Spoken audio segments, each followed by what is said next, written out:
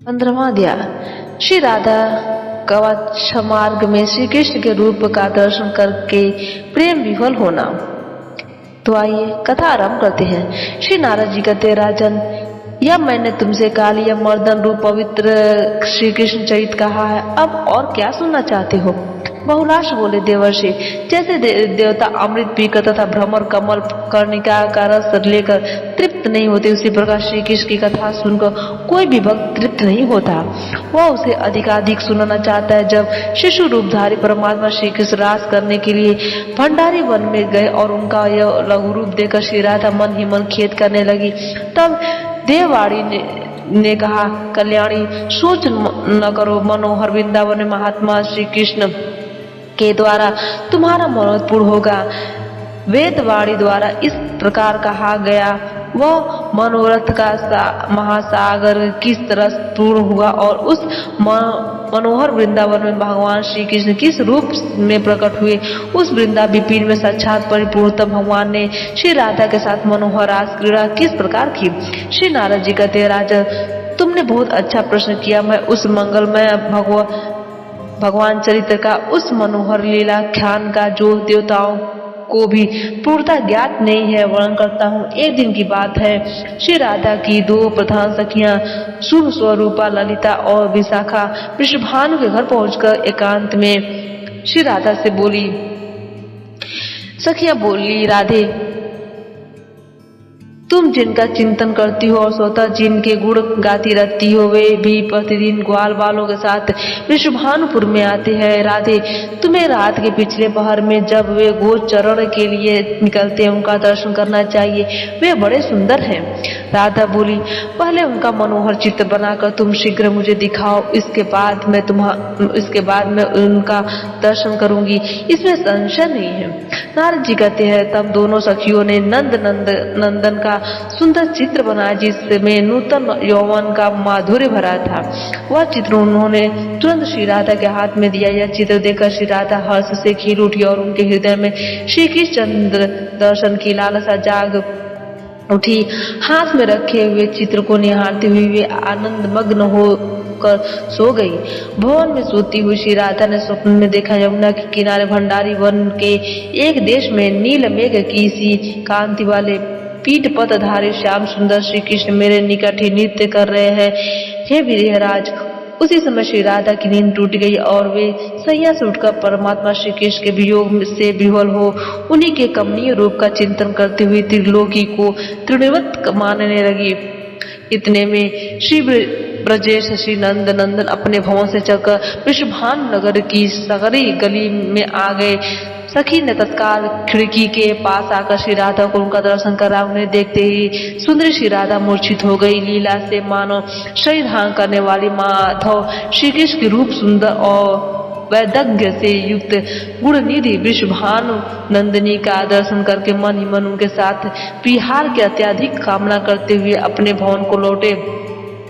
वृषभानु नंदिनी श्री राधा को इस प्रकार श्री कृष्ण वियोग से विह्वल तथा अतिशय काम जोर से संतप्त चित्त देखकर सखियों में श्रेष्ठ ललिता ने उनसे इस प्रकार कहा। ललिता ने पूछा, है राधे, तुम क्यों इतनी विह्वल मूर्छित बेसुध और अत्यंत व्यथित हो? सुंदरी, यदि श्री हरि को प्राप्त करना चाहती तो उनके प्रति अपना स्नेह दृढ़ करो। वे इस समय त्रिलोकी के भी संपूर्ण सुख पर अधिकार किए बैठे हैं। शुभे वे ही दुखाग्नि की ज्वाला को बुझा सकते हैं। उनकी उपेक्षा पैरों से ठुकराए हुए कुम्हार के आवे की अग्नि के समान दहक होगी। नारद जी कहते, राजन, ललिता की यह बात सुनकर ब्रजेश्वरी श्री राधा ने आंखें खोली और अपनी उस प्रिय सखी से वे गदगद वाणी में यो बोली। राधा ने कहा, सखी, यदि मुझे ब्रजभूषण श्याम सुंदर के चरणारविंद नहीं प्राप्त हुए तो मैं कदापि अपने शरीर को धारण नहीं करूंगी, यह मेरा निश्चय है। नारद जी कहते, मिथिलेश्वर, श्री राधा की यह बात सुनकर ललिता भय से विह्वल हो यमुना के मनोहर तट पर श्री कृष्ण के पास गई। वे माधवी लता के जाल से अच्छंद और भ्रमरों की गुंजार से व्याप्त एकांत प्रदेश में कदम की जड़ से पास अकेले बैठे थे।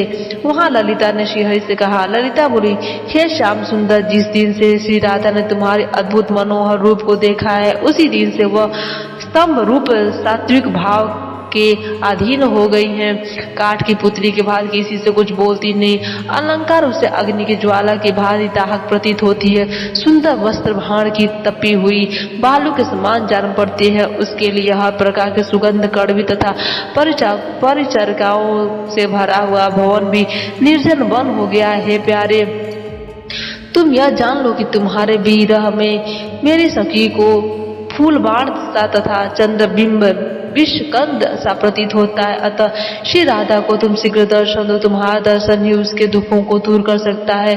तुम सबके साक्षी हो, भूतल पर कौन सी ऐसी बात है जो तुम्हें विदित न हो। तुम्हें इस जगत की सृष्टि पालन और संहार करते हो। यदि परमेश्वर होने के कारण तुम सब लोगों के प्रति साम भाव रखते हो तथापि अपने भक्तों का भजन करते हो, उनके प्रति अधिक प्रेम भाव रखते हो। नारद जी कहते हैं, राजन, ललिता की यह ललित बात सुनकर ब्रज के साक्षात देवता भगवान श्री कृष्ण मेघ गर्जन के समान गंभीर वाणी में बोले।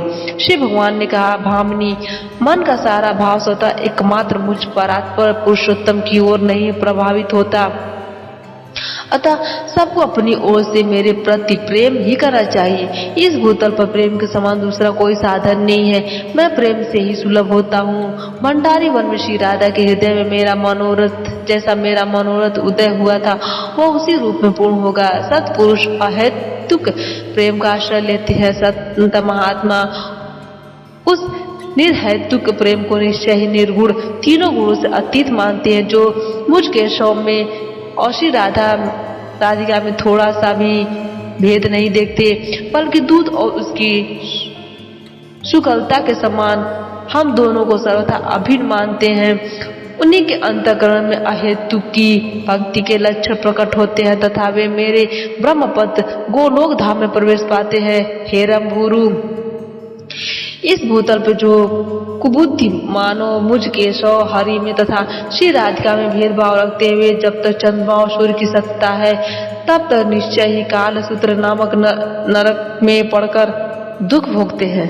नारद जी कहते हैं, राजा श्री कृष्ण की यह सारी बात सुनकर ललिता सखी ने प्रणाम करके श्री राधा के पास गई और एकांत में बोली। बोलते समय उसके मुख पर मधुर हास की छटा छा रही थी। ललिता ने कहा, सखी, जैसे तुम श्री कृष्ण को चाहते उसी तरह वे मधुसूदन श्री कृष्ण भी तुम्हारी अभिलाषा रखते हैं। तुम दोनों का तेज भेदभाव से रहित एक है। लोग अज्ञानवश उसे दो मानते हैं, तथापि सती साध्वी देवी, तुम श्री कृष्ण के लिए निष्काम कर्म करो जिससे पराभक्ति के द्वारा तुम्हारा मनोरथ पूर्ण हो।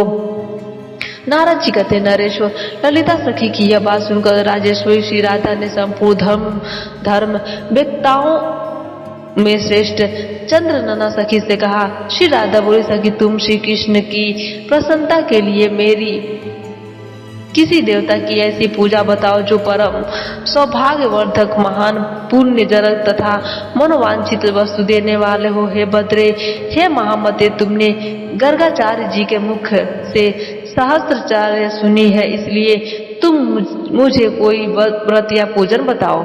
भक्तजनों, आज की कथा यहीं पर समाप्त होती है।